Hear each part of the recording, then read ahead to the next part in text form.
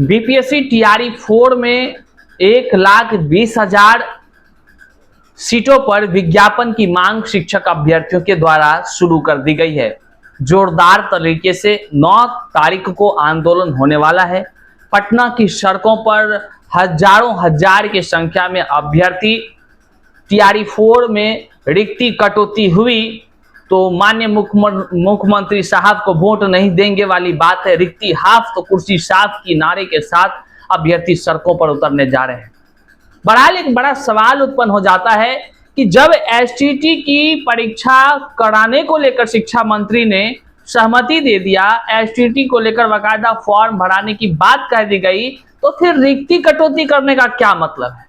और रिक्ति कटौती के नाम पर यह जो खेल खेला जा रहा है, यह कहीं ना कहीं बिहार के अभ्यर्थियों के साथ बड़ा छल हो रहा है। अब अभ्यर्थी कहते नजर आ रहे हैं, क्या नेताजी, जब बिहार को नौकरी देने की पारी आई तो रिक्ति कटौती शुरू हो गया, और जब बाहर वालों को नौकरी दे रहे थे टीआरई 1, टीआरई 2, टीआरई 3 में लाखों पदों पर बहाली दे रहे थे, फिर बिहारियों से गद्दारी क्यों?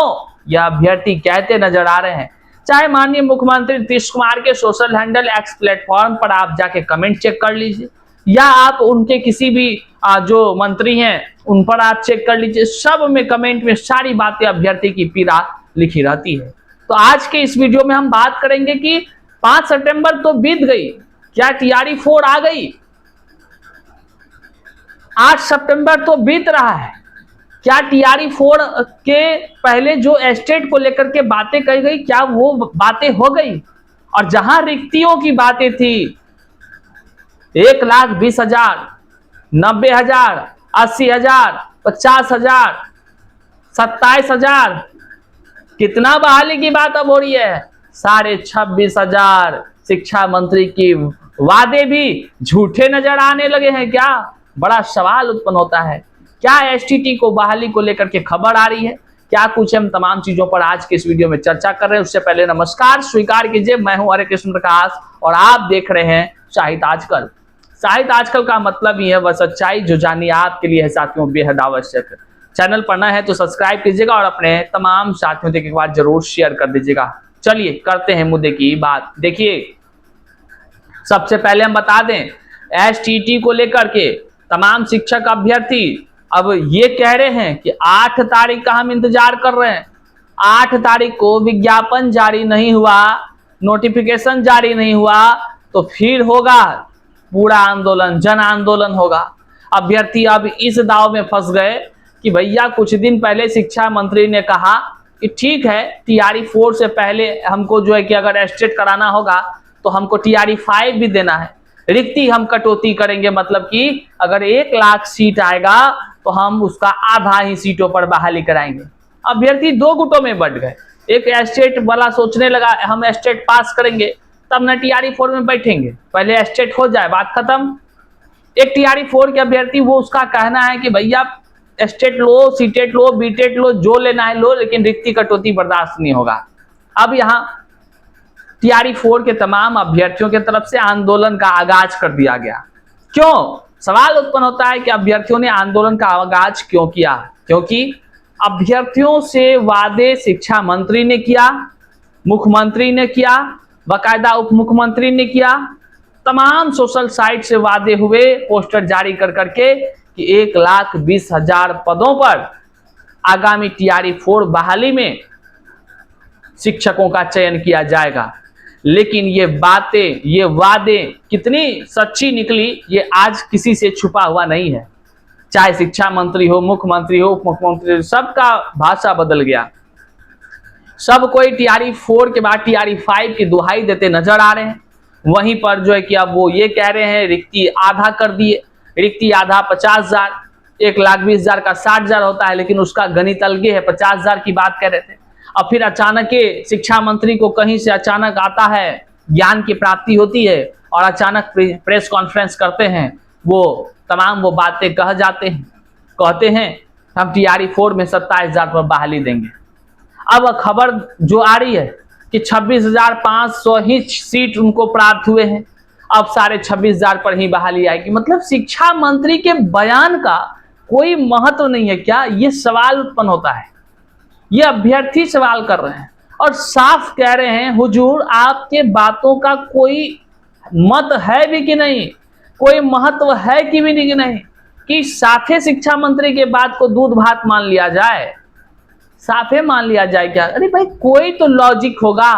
इतने बड़े व्यापक पैमाने पे जब पीसी किया जाता है, प्रेस कॉन्फ्रेंस किया जाता है, कोई तो रीजन रहा होगा, लेकिन फिर वो बातें कहां चले गए, वो वादे कैसे झूठे हो जा रहे हैं? अभ्यर्थी काफी आक्रोशित है। अब एसटीटी को लेकर के भी अभ्यर्थी आक्रोशित हो गया। एसटीटी के अभ्यर्थी पढ़ने में लगे, भैया स्टेट का फॉर्म आ रहा है 8 सितंबर को, फॉर्म भराई होगा, सुबह से शाम हो गई, स्टेट का विज्ञापन का कहीं कोई ठिकाना नहीं है। अब कल क्या कुछ होता है ये देखने का विषय है। सब अब वो भी अभ्यर्थी अब गर्म हो रहे हैं, लग रहा है उनको कि झूठा कहीं इनको तो ठगा नहीं जा रहा है। वही टीआरई 4 के अभ्यर्थियों ने अब जन ऐलान कर दिया है, आर पार की लड़ाई करेंगे, सीट हाफ हुआ तो कुर्सी साफ कर देंगे। किसका? माननीय मुख्यमंत्री जी का।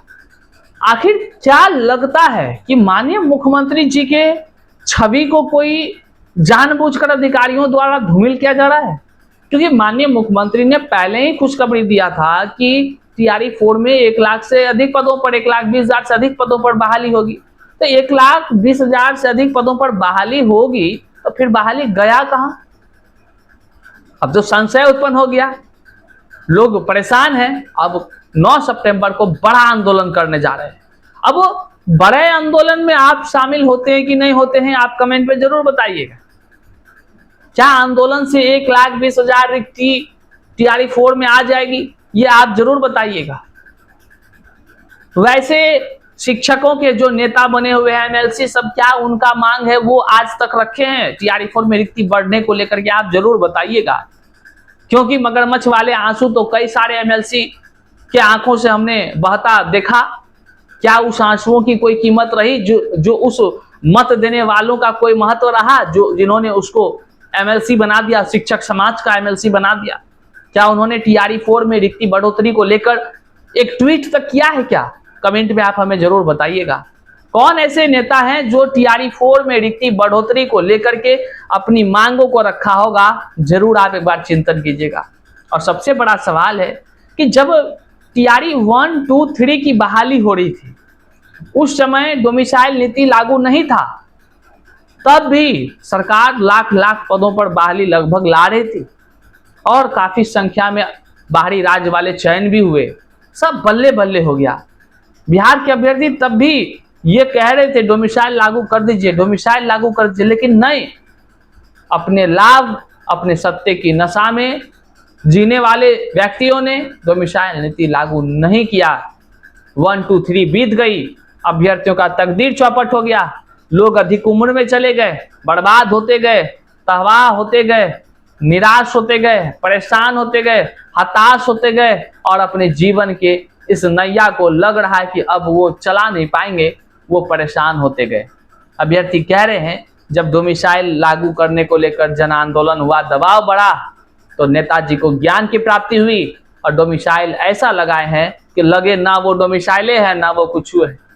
मात्र 85% पर डोमिसाइल लागू है और वहीं पर जब डोमिसाइल लगा तो रिक्ति 1 लाख रहेगा, तभी ना 85% लोग उसमें जो है कि शामिल होगा। 1 लाख लोग का रिक्ति गायब हो गया। अब रिक्ति आ गया है 26,500 पर, 26,500 पर टीआरई 4 बहाली। ई तो हो गया भैया, 2 ठो लड्डू 10 गो बंदर में बांटने वाली बात है। तो लड्डू कई ठो मिलेगा किसको, ही तो आप समझ ही रहे हैं। तो वो खेला तो फिर से हो गया। नेताजी लोग को खेल खेलने में बड़ा मजा आता है, लेकिन असली चुनावी खेल तो सामने है।